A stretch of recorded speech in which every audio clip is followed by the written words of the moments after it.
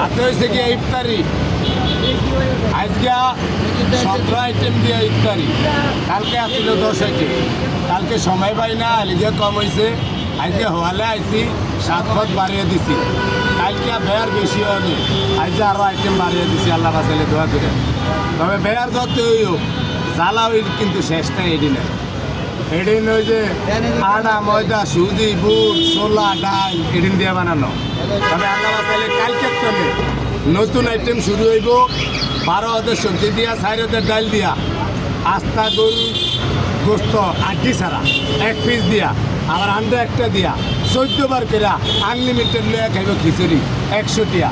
এক বাইয়ে 1 প্লেট লয়া 6 জনে মিলেও খাই, তার আল্লাহ বাসাইলে কোনো টেনশন নাই।